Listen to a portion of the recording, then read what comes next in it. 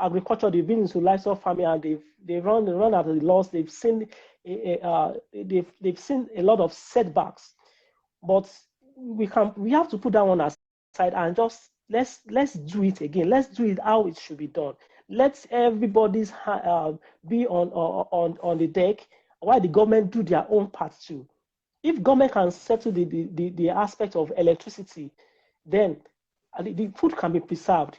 We can guarantee some productivity. Even Nigeria, we are used to, as soon as it's getting to 6, 7, we are saying, oh, it's black, it's already late. That is where life already is starting. From 6 to 6 is another half of the day, and we are not really productive because of this electricity. We have other challenges that are facing us too, as a nation. The corruption that are really delved into every aspect of our life is there too, because we heard that government are churning out money into agriculture. They are doing all sorts of initiatives, but it's not really getting down to the grassroots. And this has to be looked into. We have to really put the round pegs in the round holes, putting getting the resources down to people that will really maximize it and amplify it. So we have to open our eyes to the opportunities that is around us, and with that we make a fortune out of this livestock production and animal husbandry as a nation and as a people of Nigeria.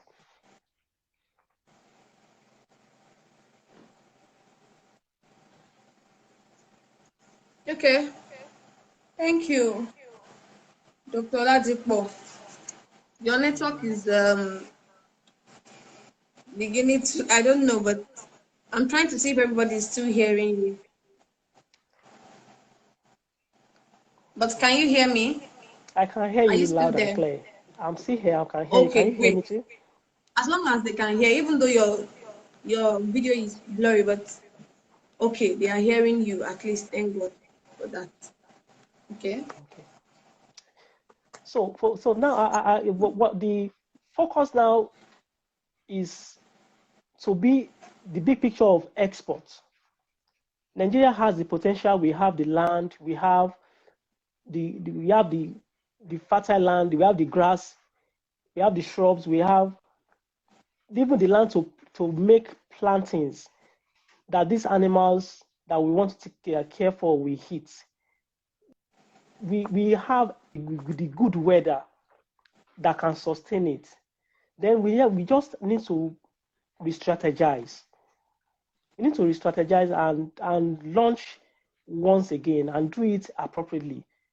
Also, there are things we still need to do in terms of our training. It's not the usual ball game of subsistence farming. There are techniques of breeding now that which we have to learn. They are not too difficult. We can employ those skills to amplify our animal production to the benefit of the whole world. And I'm privileged to be here. I eat chicken here. I eat egg here. I take milk. They are okay. They are fine. But from where I'm coming from Nigeria, if you can have a taste of our produce from Nigeria, you can attest to the difference. The difference is clear. It is tastier. That's the truth. It is tastier, and we have the good quality of meat and meat products, which is exportable, which can be adopted by foreign countries where it will be needed. And we should try and reposition ourselves for this future of export to the nations, because we have the quality products in terms of our agricultural produce, animal produce, and animal products to say. So we just need to really launch into it and maximize it for our own benefit. Thank you very much, sir. You've said quite a lot. and I'm sure people would have started dropping one or two questions for you. So for those who are just joining, for those maybe who lost the network at some point and all, we are still speaking. Okay, we are still listening to Dr. Oladipo Solanke, and he's a doctor of veterinary medicine. He has been practicing for a long time in Nigeria, and he's the CEO of Oluyole Veterinary International. He has been discussing a very crucial topic with us, which is unlocking Nigeria's economic future through agriculture and concentrating on animal husbandry. If you've been following this session from the start, you would know that this is what we've been driving home for everybody, because of course most of us on these programs have been youth, young mind and all.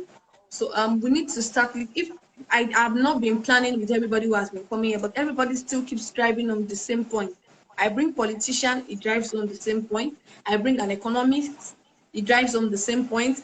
I bring an agribusiness professional, drives on the same point. I bring a veterinary doctor, it drives on the same point. I think we need to go back to our drawing board and look critically to these things, to what people have been saying about venturing into agribusiness. So thank you again. Let me see if there is any question here. Let me ask first before.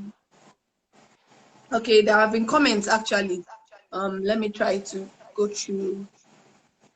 Somebody said, please, is frozen chicken healthy or live?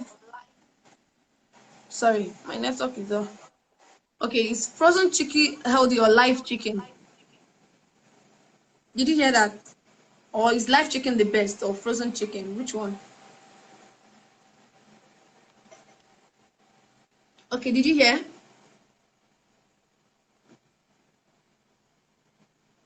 Did you hear? I can't hear you. Hello? Can everyone hear him? I can't hear you.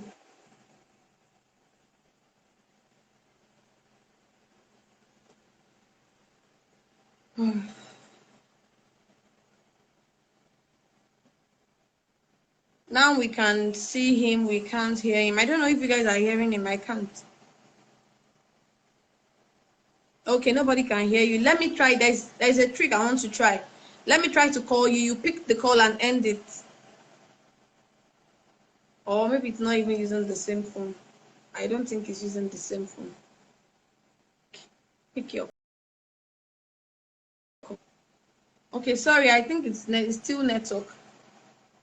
I've removed him. I'm going to add him back again. That's Nigerian factor. This is what we always face.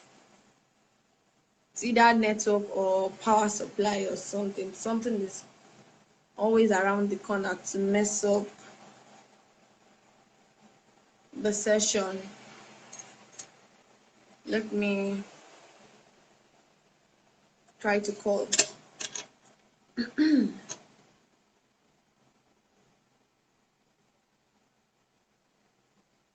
Okay, it's coming back on.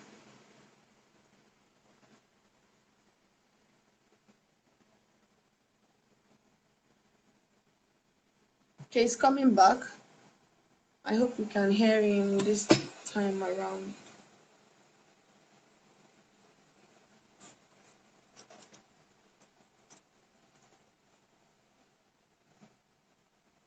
Okay, basically, Dr. Oladipo has been some nuggets to take home, and he hasn't.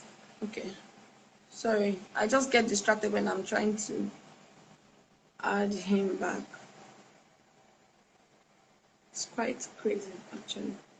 I think it's coming up now.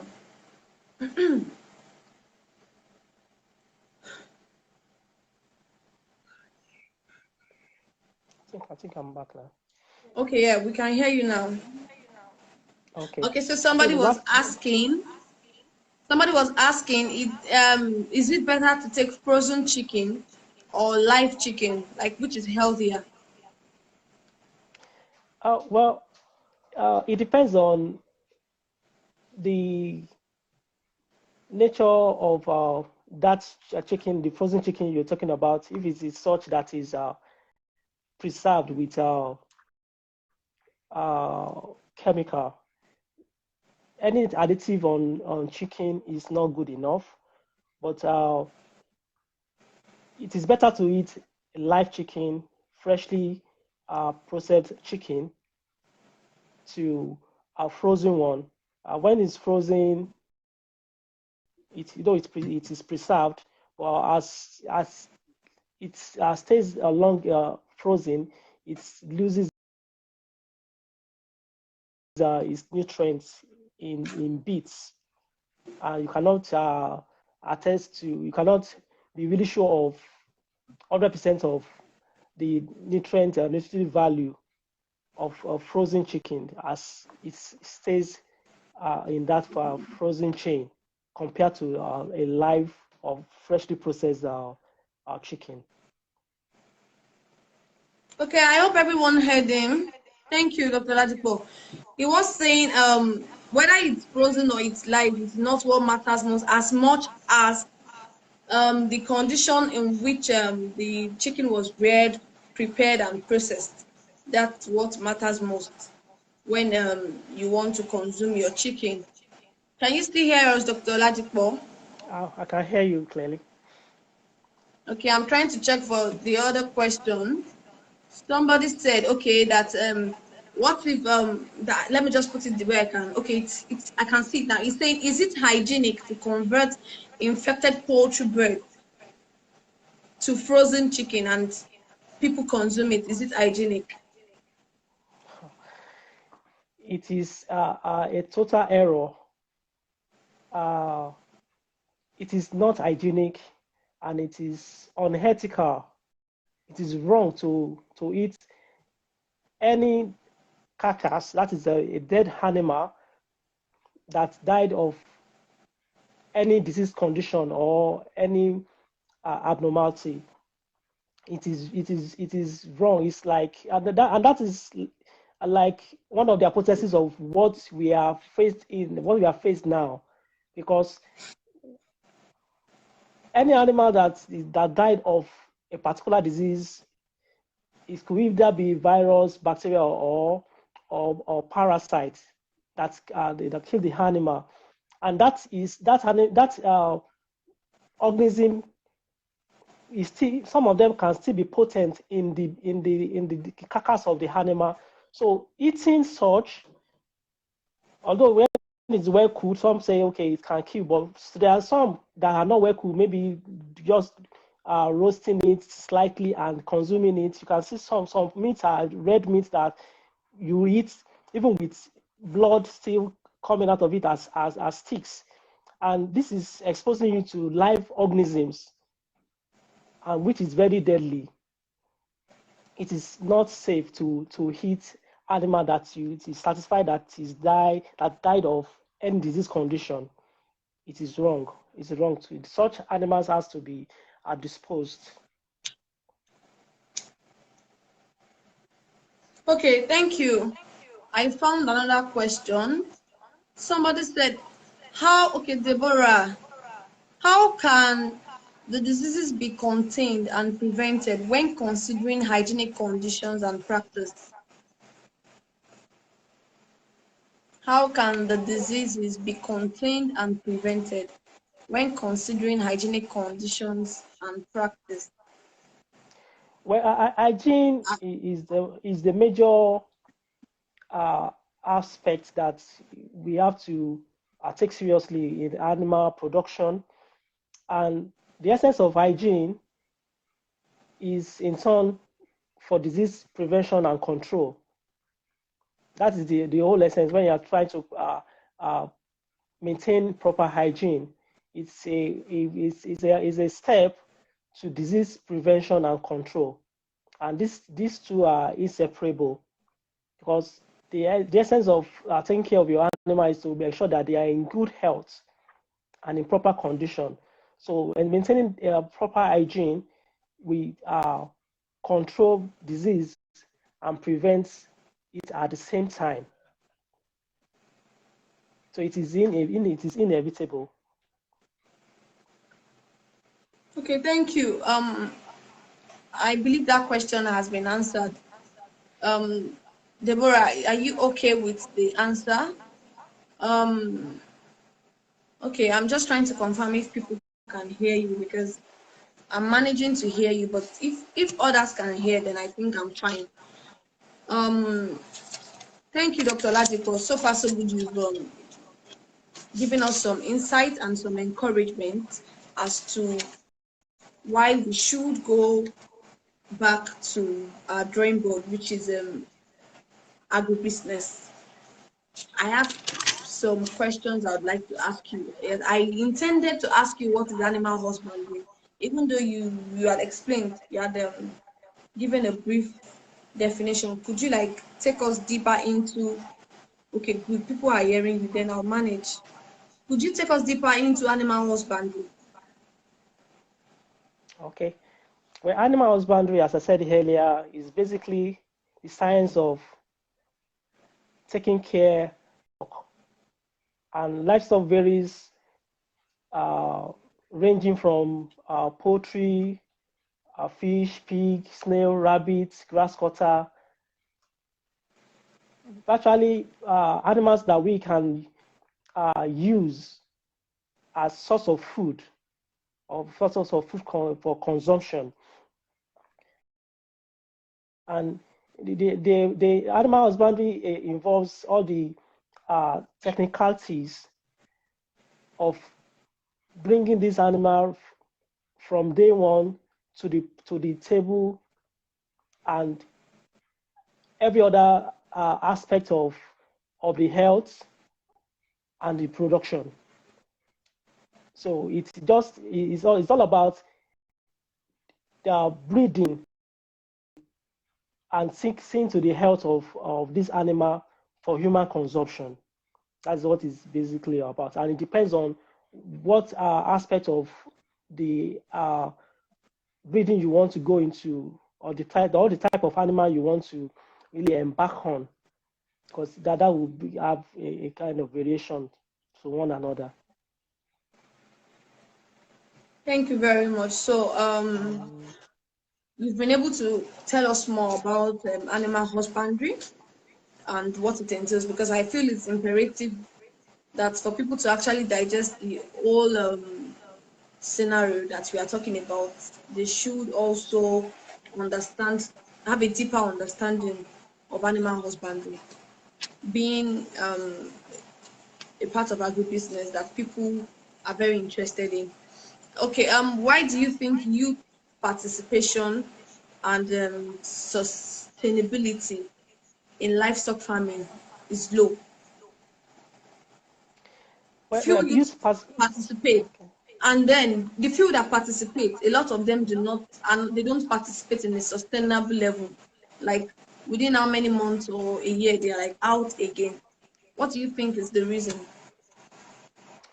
Well, I think everything still boils down to mindset, and we need to have a reorientation in this generation, because youth have a belief, or the present age youth have a belief of getting results instantly, making it big with little effort. But that is not the way of agriculture. That's not the way of animal husbandry. It will be a magic to put an handkerchief on an egg and removing it, and it turns to a chicken barbecue. It has to go through the process. Like I said, it has to go through the process from incubating that egg, hatching it, feeding it, brooding it, till giving it that period of time for growth, till slaughtering, till cooking, and before it can get on your table. You have to go through that process, and it takes patience, it takes dedication, and that is most of our youth are not really patient enough. But it's that time we orientate them that it is worth waiting for.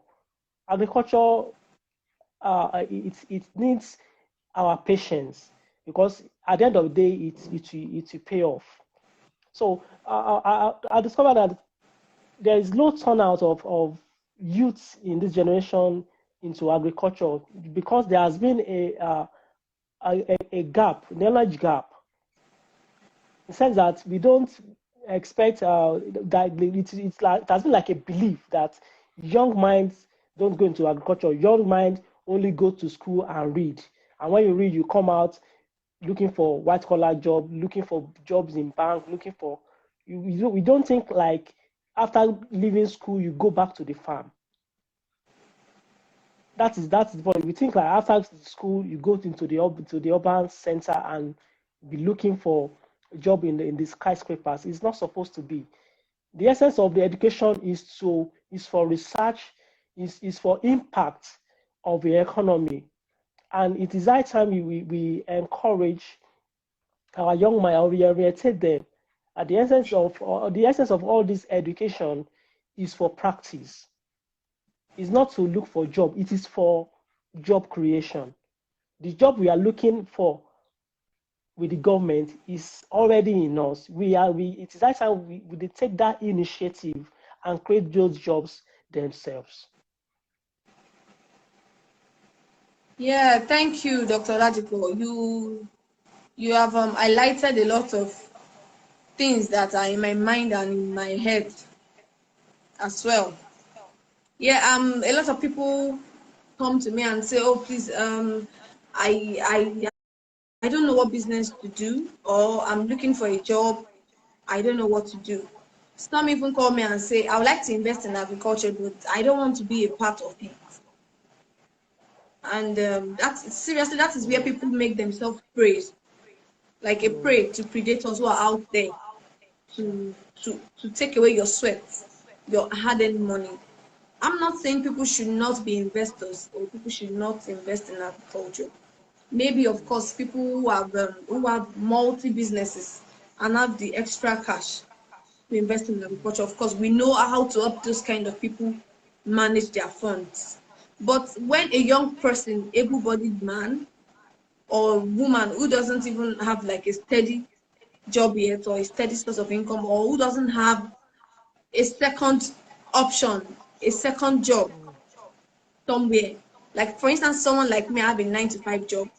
I'm just a salary earner, and I do not want to involve in agriculture at all, but I want to be making money out of agriculture. It doesn't fit, and that is how people become prey so many of the time. Also, a lot of people say that no, I can't practice agriculture. I don't have the energy to farm. I do not want to get my hands dirty. I do not know how to farm. I did not study agriculture in school. First and foremost, you don't have to study agriculture or science to become an agribusiness person. Now, I would not say farmer now. I would say an agribusiness person, because there is, like what I was saying yesterday, I was breaking it. In fact, in most of the sessions, we've been breaking it down. There is so much to do in agribusiness. You don't have to farm. Not everybody's going to farm. And even if you're going to farm, there are ways to go about it, and you wouldn't look dirty or poor. Yeah. Somebody said perhaps, okay, Miss Dodger, she said, perhaps young people do not have the startup capital for farmland, etc. That is where I'm going. For people who do not have the capital, sorry, Dr. Oladipo, I'm not taking the words away from you, but I just need to chip this in. For people who do not have the capital, there are options. The first option is you could start agribusiness without capital. I've said this in many sessions. A lot of our guests have said this in many sessions, and maybe in the next session again, I will go deeply into it so that I don't take most of Dr. Oladipo's time. Secondly, the truth is, whether you like it or not, whether you are not seeing it happening or not, the NISAL, the microfinance banks that help agriculturists, the Bank of Agriculture would not come to the television to announce that we have loans to give out, because of course they don't have enough, but they do give out loans. And I'm a beneficiary of agricultural loans. How do you get access to this? You have to mingle. You have to belong to our agribusiness communities. You have to have started. You have to have interest. You have to have keyed in at some point, maybe at the end of the food value chain. Maybe you've been helping people to buy or sell. Maybe you've been helping farmers to market. Maybe you've been processing or preserving. That is when you have the link with the community to be able to have your ears to the ground and know when funds are flying around. As I speak now, funds are flying around for agri. People are filling forms and people are going to get loans. People are going to get fundings. People are going to get grants. But if we keep, let me use the word now in quotes, forming and sitting at home waiting for the government to come and knock your door, sorry, not going to work. Nobody will come and meet. And in fact, when you want to talk to investors or you want to seek government help, if you don't have anything to show, you don't have any experience to show, how are you going to get it? Nobody's going to give their hard-earned money to you as investor or anything. So you have to show dedication, show interest, and show intent. So it's imperative we begin to do this. That is when these things will work out fine for us. Thank you, Dr. Oladipo. My network is not even letting me see comments and questions. Okay, but I still have questions to ask you anyway. Can I shoot? You can.